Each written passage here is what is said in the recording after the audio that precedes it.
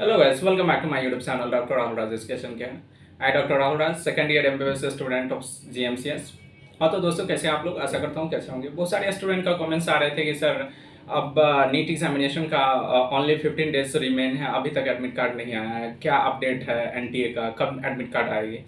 तो इन सारे कन्फ्यूज़न को दूर करने के लिए मैं इस वीडियो को लेकर के आया हूँ और मैं आप लोगों को बताऊंगा इस वीडियो में कि आपका क्या रूटीन होना चाहिए। अभी अभी जो आपका जो लास्ट टाइम है उसमें क्या रूटीन होना चाहिए। बहुत सारे स्टूडेंट्स ऐसे हैं, ये जो आपका टाइम पीरियड है बहुत ही इंपॉर्टेंट है। इस यहाँ इस जो पीरियड का एक एक मिनट एक एक सेकेंड आपके लिए बहुत ही वैल्यूएबल है, ठीक है। तो हम इस जो टाइम पीरियड है उसको किस तरह से अच्छी तरह से यूटिलाइज करें, क्या स्टूडेंट का अभी का रूटीन होना चाहिए, उसके बारे में डिस्कस करेंगे। और लास्टली मैं आपको बताऊंगा कि क्या नीट का जो एडमिट कार्ड से जुड़ा हुआ क्या अपडेट है, हाँ उसके बारे में। तो चलिए हम वीडियो को स्टार्ट करते हैं विदाउट स्किपिंग द टाइम। और वीडियो स्टार्ट करने से पहले मैं आप लोग को बता दूं कि अगर आप मेरे यूट्यूब चैनल पर पहली बार आए हैं तो प्लीज़ चैनल को सब्सक्राइब कर लीजिए और बेल आइकन को ऑन कर लीजिए, ताकि मैं किसी प्रकार का वीडियो अपलोड करूँ तो उसका नोटिफिकेशन सबसे पहले आपको मिले। क्योंकि मेरा जो चैनल है हमेशा कट ऑफ एनालिसिस, सटीक कट ऑफ एनालिसिस करती है, ठीक है। मैंने पिछले साल जो कट ऑफ एनालिसिस किया था डिफरेंट कैटेगरी के लिए, वही कट ऑफ जो है वो रहा, ठीक है। तो अगर आप भी सटीक cut off analysis after NEET examination 2022 के बाद अगर आप सटीक कट ऑफ एनालिसिस के बारे में जानना चाहते हैं तो मेरे यूट्यूब चैनल के साथ जरूर जुड़े रहिएगा। और इतना ही नहीं, ये यूट्यूब चैनल आपको सिर्फ नीट तक ही नहीं काम देगा, MBBS में भी चले जाइएगा तो ये यूट्यूब चैनल आपके लिए इम्पोर्टेंट जो है बहुत ही, क्योंकि बहुत सारे लेक्चर जो है यहाँ पे अपलोड होते रहते हैं। तो चलिए वीडियो को स्टार्ट करते हैं विदाउट स्किपिंग द टाइम। जब मैं नीट 2020 का प्रिपरेशन कर रहा था सुपर 30 से, जैसे कि आप जानते हैं कि मैं सुपर 30 का प्रोडक्ट हूं और मैंने फर्स्ट अटैम्प्ट में ही नीट को क्रैक किया था। और मैं इससे पहले कई कॉम्पिटिटिव एग्जामिनेशन में इंडिया टॉपर और बिहार टॉपर रह चुका हूं, ठीक है। तो इसीलिए मेरे बात को अच्छी तरह से समझिएगा, क्योंकि बहुत ही रेयर स्टूडेंट होते हैं जो फर्स्ट अटैम्प्ट में नीट को क्लियर करते हैं। 0.0001% बच्चे ही होते हैं जो फर्स्ट अटैम्प्ट में क्लियर करते हैं, क्योंकि बहुत ही वास्ट है इसका सिलेबस, तो लिमिटेड है, बट उतना को कंटेंट 98 चैप्टर को दिमाग में रखना और वहाँ पे जाकर के एक्सप्रेस करना, क्वेश्चन को सॉल्यूशन करना बहुत ही डिफिकल्ट होता है। और जैसा कि आप जानते हैं ये नीट जो है सिर्फ इंडिया लेवल पे ही नहीं, पूरे जो है नीट एस्पायरेंट के लिए मैं बता दूं कि मेरा जो रूटीन था नीट 2020 के दौरान, मैं भी जब मतलब वन मंथ रिमेन था नीट एग्जामिनेशन का, तब मेरा रूटीन में चेंजेस आया था।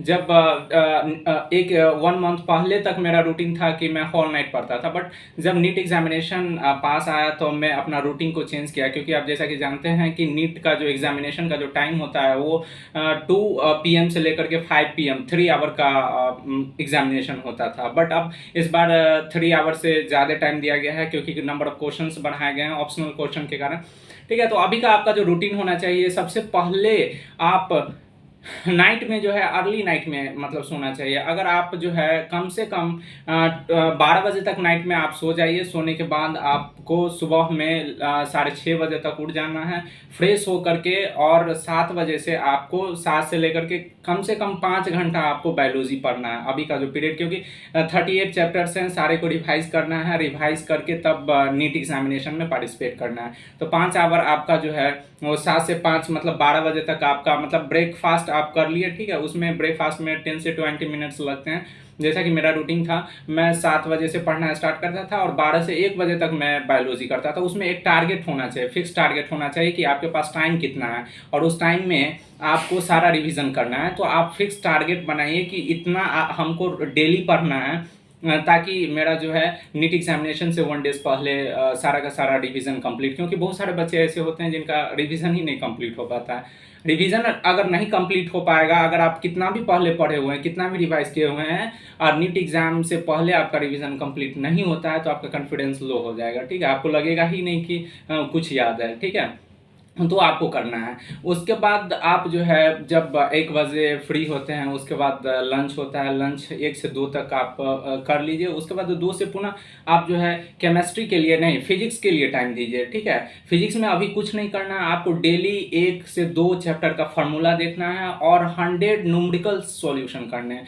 100 न्यूमेरिकल्स में आपका इंक्लूड कौन सा होगा, जो पहले आप न्यूमेरिकल सॉल्यूशन किए थे उसमें जो आप ट्रिक लगाए थे, जो फर्स्ट टाइम आपसे जो है वो सॉल्व नहीं हुआ था, आप रिवीजन के लिए जिस क्वेश्चन को रखे हैं उसको पहले सॉल्यूशन कीजिए। और कुछ न्यू, जैसे मान लीजिए कि मैंने एररलेस पहले बनाया था, तो 1 महीना पहले मैंने चैंपियन को लिया था और चैंपियन जो है चैंपियन सॉल्यूशन कर रहा था, और जो एररलेस में क्वेश्चन मुझसे फर्स्ट टाइम में नहीं बना था, जो रिवीजन करने लायक था, मैं उसको सॉल्यूशन कर रहा था, ठीक है। तो अगर 100 क्वेश्चन रोज अगर आप सॉल्यूशन करते हैं तो वो 3 से मतलब 4 से 5 आवर में आपका सॉल्यूशन हो जाएगा, ठीक है। तो 2 से अगर करते हैं तो 6 से 6 बजे तक आपका फिजिक्स कंप्लीट। 6 से 7 थोड़ा सा आप रेस्ट कीजिए, मतलब आधा हाफ आवर आपको रेस्ट करना है। उसके बाद जो है पुनः आपको केमिस्ट्री स्टार्ट करना, और केमिस्ट्री के लिए कम से कम 4 साढ़े 4 आवर आपको देने हैं, ठीक है।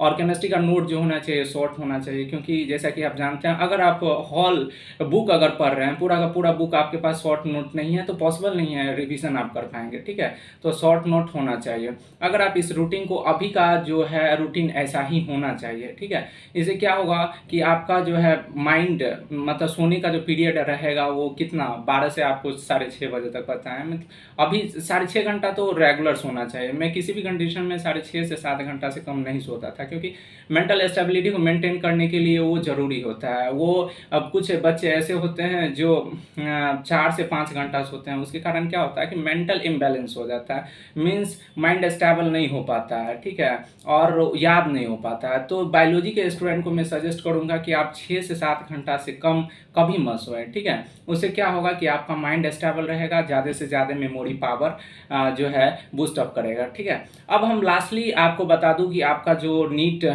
2022 का जो एडमिट कार्ड है वो या तो आज इवनिंग में 5 से 6 बजे तक या तो आ जाएगी, नहीं तो कल पक्का आपका जो है डिक्लेयर 3 बजे मतलब 3 से 4 बजे तक आपका जो है एडमिट कार्ड आ जाएगा, ठीक है। जैसे कि आप जानते हैं कि एनटीए के वेबसाइट पे आपका एडवांस जो इन्फॉर्मेशन है आपके एडमिट कार्ड के लिए, सिटी तो और डिसाइड हो ही गया है, ठीक है। अब सिर्फ आपका रोल नंबर और जो वगैरह वगैरह जो डिटेल होता है वो आना है, ठीक है। तो आज या तो शाम तक आ जाएगी, नहीं तो कल पक्का आ जाना है। तो thank you for watching my video at last. I hope that this video will be knowledgeable and informative for you.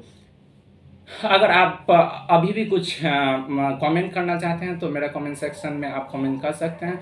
Within 24 our में आपका रिप्लाई दे दूंगा, ठीक है। और मैं विश करता हूं कि जो भी मेरे वीडियो को देख रहे हैं उसका नीट में ज़रूर सिलेक्शन हो और आप भी आने वाले दिन में फ्यूचर डॉक्टर बने। Thank you for watching my video at last.